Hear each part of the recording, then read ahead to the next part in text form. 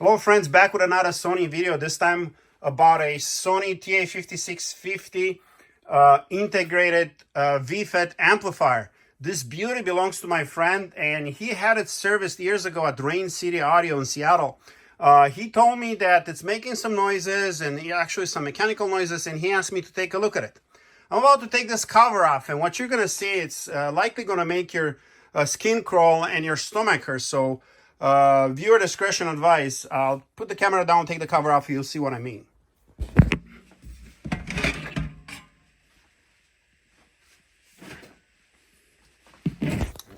All right, so here we could see that the technician attempted to do a recap of this unit, change a few things, but did the bare minimum. Didn't change the trim pots, which are notorious. It looks like it lost some rubbers. This chimneys are secured by some rubbers, so it's now they're just rattling around. But that's not a problem. He also attempted to change the main filter caps, and his solution, it's just deplorable. It's horrible. He attempted to fit 35 millimeter diameter capacitors in 40 millimeter braces by wrapping them around with electrical tape. You know, he must have a fetish on electrical. Look at the rest of the installation of the wires. He used electrical tape everywhere in a unit like this. Can you believe it? Yes, it is happening. So obviously, as soon as this thing went in shipping, this caps went out. So this is a serious problem that can have very serious consequences. These capacitors not only have to be connected electrically to this board securely, but also mechanically, because this is how this board is being transferred. A mechanical connection to it's being transferred to the chassis. So at this point, this is how this is connected. This is essentially how it works. And if you're looking at this and you're scratching your head, look at that. Look at those screws. Those are probably like Home Depot screws, or all the way protruding and ready to kill those v-fets by making a spark, or getting a spark and getting the house on fire, putting somebody's life in danger. No empathy on this guy's side towards the family and the customer. The customer paid money for this service. Imagine that.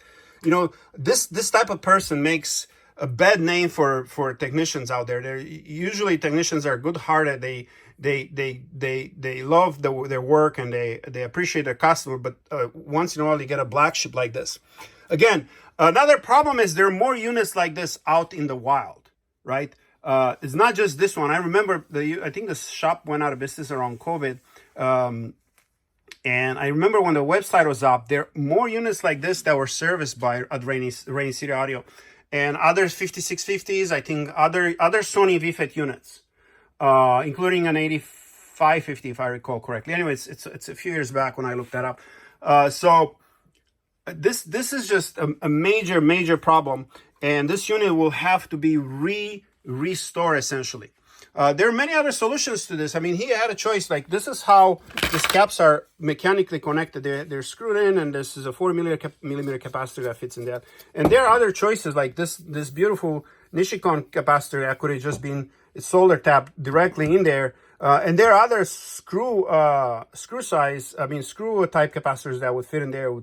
Or, you know, someone could go ahead and make their own board. But anyways, not this